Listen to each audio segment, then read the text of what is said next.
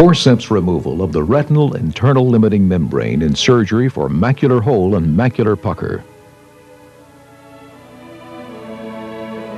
Authors: Robert Morris, M.D., C. Douglas Witherspoon, M.D., Ferenc Kuhn, M.D., Ph.D., Terry J. Moore, M.D., S. Wayne Taylor, M.D., Suzanne Nelson, R.N.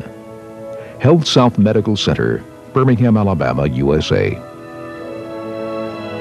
Removal of the internal limiting membrane epimacular proliferation complex is now a proven method for successful closure of macular holes and an evolving technique for macular pucker surgery. In 1997, we introduced a technique we called ILM maculorhexis for treatment of macular holes to minimize foveal traction. This video presents two new versions of ILM maculorhexis, the keyhole technique and the apple peel technique. Following the complete vitrectomy and endocyanide green staining of the ILM, as described by Kim and Clark for clear demonstration of the internal limiting membrane, the desired technique is begun. The stages in performing keyhole ILM removal are: establish the surgical plane by production of an initial ILM handle using the Morris Witherspoon ILM forceps.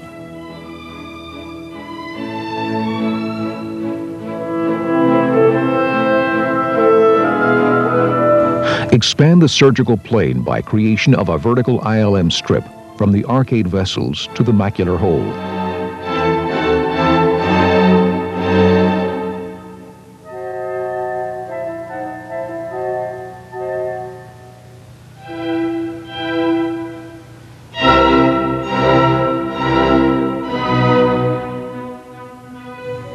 Parafoveal ILM maculorhexis.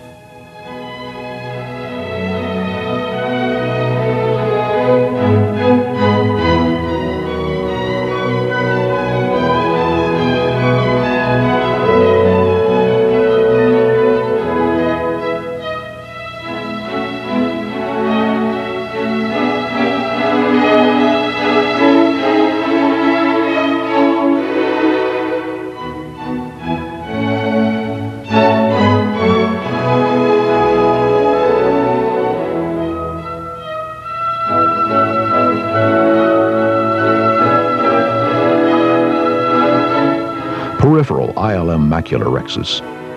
The elastic neurosensory retina is now free of the rigid internal limiting membrane EMP complex, promoting true and permanent macular hole closure.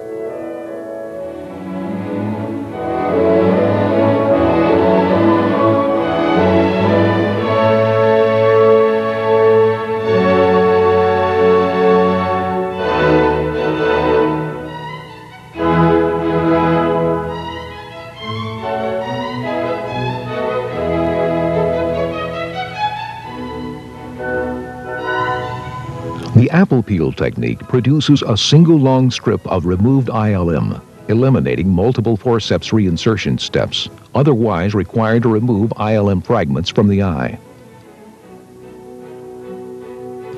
Using the Morris Witherspoon ILM forceps, the internal limiting membrane is grasped in a parafoveal location and removed. A parafoveal ILM maculorhexis is performed, intentionally evolving into subsequent rhexis maneuvers of enlarging diameters.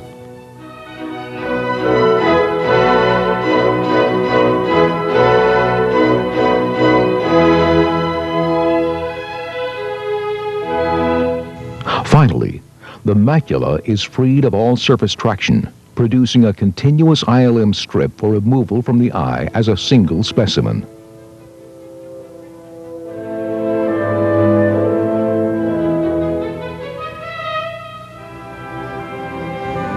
Macular pucker.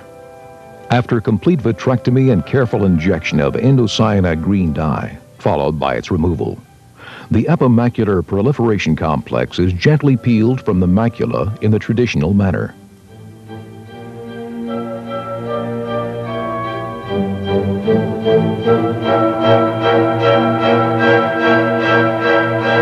ICG dye is then re-injected and removed.